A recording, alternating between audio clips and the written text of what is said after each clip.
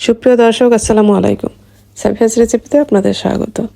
আজকে আমি আবার একটি পিঠার রেসিপি নিয়ে চলে আসলাম। খুবই সহজ পিঠাটা তৈরি করা, খেতে অনেক মজার হয়।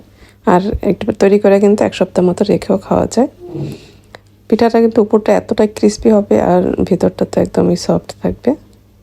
চলুন তাহলে এই মজার পিঠার রেসিপিটি দেখে নিই। পিঠার জন্য আজকে আমি আগে নারকেলের পুর তৈরি করে নেব। এই জন্য প্রথমে আমি নারকেল নিয়েছি। তার মধ্যে এখানে আমি 1/4 কাপ লিকুইড দুধ দিয়ে দিয়েছি। তারপর 1/2 কাপ দিয়েছি গুড়, খেজুরের গুড়। এখন এটা নেড়ে চেড়ে একটু জাল করে নিব। তারপর এখানে আমি এলাচের গুঁড়া দিয়েছি 1/2 চা চামচের মতো। এখন কিছুক্ষণ রান্না করে নিলেই কিন্তু আমাদের পুরটা রেডি হয়ে যাবে। যখন দেখবো পানিটা একদমই শুকিয়ে গেছে, তারপর আমরা এটা নামিয়ে নিব।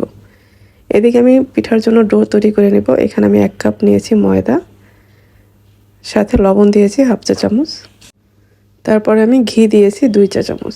এখানে ঘিয়ের পরিবর্তে কিন্তু তেলও দেওয়া যাবে। ঘিটা দিলে এটার স্বাদটা বেশি ভালো আসে, আবার অনেক বেশি খাস্তাও হয় পিঠাটা। ঘিটা দিয়ে খুব ভালোভাবে কিন্তু আমরা এটা মেখে নিয়েছি। মেখে নেওয়া হয়ে গেলে এখানে আমি নর্মাল পানি দিয়েছি, কোনো গরম পানি না, নর্মাল তাপমাত্রার পানিটা দিয়েছি। দিয়ে একটি ডো তৈরি করে নেব। ডোটা আমরা খুব বেশি নরম হবে না, একদম শক্তও হবে না। আমরা যে রুটি পরোটা বানাই ঠিক ওরকমই হবে ডোটা। ডোটা আমাদের তৈরি করা হয়ে গেলে আমরা এটা ঢেকে 10 মিনিটের মতো রেস্টে রেখে দিব। এখন আমি একটি শিরা তৈরি করে নেব। এই জন্য আমি এখানে দিয়েছি 1 কাপ চিনি আর 1/2 কাপ দিয়েছি পানি। এখন এটা আমি জাল করে নিব। এটা কিন্তু 2-3 মিনিট জাল করলেই হয়ে যাবে। এটা খুব বেশিক্ষণ জাল করতে হবে না। যখন দেখবে একটু আঠালো টাইপের শিরাটা হয়ে গেছে, তখন কিন্তু আমরা এটা নামিয়ে নিব। তো হাত দিয়ে চেক করে দেখবো একটু আঠালো টাইপের শিরাটা হবে। শিরাটা তৈরি হয়ে গেলে আমরা এটা নামিয়ে নিব। এদিকে আমাদের ডোটাও রেডি হয়ে গেছে। এখন এটা আমি আরেকটু মথে নিয়েছি। তারপর এখান থেকে আমি ছোট ছোট লেচি কেটে নিব। 1 কাপ ময়দায় আমাদের এখানে 7টা পিঠা হবে। আপনারা এখানে কিন্তু আরও বেশি বানাতে চাইলে আরও ডাবল করে নিতে পারেন। এখন আমি এখান থেকে একটা লেচি নিয়েছি। লেচি নিয়ে এখানে একটু ময়দা ছিটিয়ে আমরা একটা রুটি বানিয়ে নিব। রুটিটা একটু পাতলা করেই কিন্তু তৈরি করতে হবে, যেহেতু পিঠাটার অনেকগুলি ভাঁজ হবে। দেখা যায় বেশি মোটা করলে পিঠাটা ভিতর থেকে কাঁচা থাকবে। এই তো আমাদের রুটিটা বানানো হয়ে গেছে। আমি এখন যে নারকেলের পুরটা তৈরি করেছিলাম, এখান থেকে কিছুটা পরিমাণ পুর দিয়ে তারপর এইভাবে এক সাইড ভাঁজ করে নিব। প্রত্যেকটা ভাজে ভাজে কিন্তু একটু পানি লাগাই নেবেন, তাহলে কিন্তু পিঠাটা ভাজার সময় খুলে যাবে না।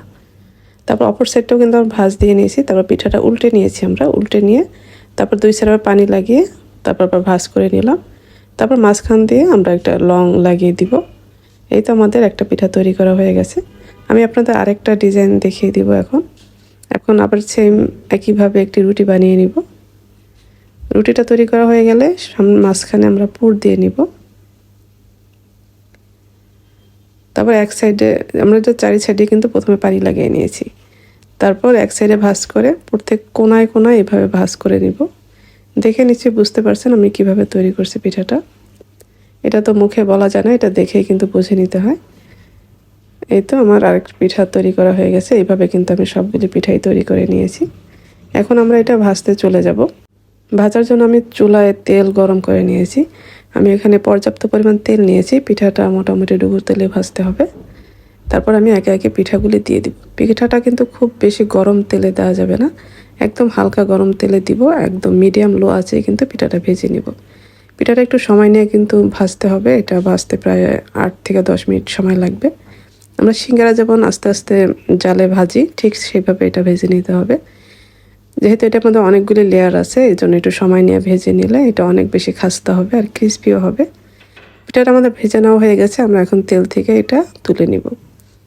তুলে নিয়ে দিকে আমরা শিরা কিন্তু আগে তৈরি করে রেখেছিলাম। শিরাটা যদি ঠান্ডা হয়ে যায় তাহলে কিন্তু আবার চুলায় দিয়ে হালকা একটু গরম করে নিব। এই গরম শিরার মধ্যে আমরা এই গরম পিঠাগুলি দিয়ে দিব। তারপর পিঠাগুলি শিরার মধ্যে কিন্তু খুব বেশিক্ষণ রাখবো না, উল্টে পাল্টে নিয়ে তারপরে উঠিয়ে ফেলবো। এভাবে আমি সবগুলি পিঠাই কিন্তু শিরার মধ্যে একটু উলট পালট করে নিয়েছি। দেখলেন তো কত সহজে কত সুন্দর একটি পিঠা হয়ে গেল। এই পিঠাটা খেতে অনেক বেশি মজার হয়। এই তো আমার তৈরি হয়ে গেল খুবই মজার লবঙ্গ লতিকা পিঠা। আশা করছি আজকের রেসিপি আপনাদের ভালো লেগেছে। ভালো লাগলে লাইক, কমেন্ট এবং শেয়ার করে দিবেন। যারা আমার রেসিপিগুলি ফেসবুক থেকে দেখেন, পেজটি ফলো করার অনুরোধ রইল। আর যারা ইউটিউব থেকে দেখেন, চ্যানেলটি সাবস্ক্রাইব করার অনুরোধ রইল। সবাই ভালো থাকবেন। পরবর্তী রেসিপি দেখার আমন্ত্রণ রইল। আজকে এ পর্যন্তই। আল্লাহ হাফেজ।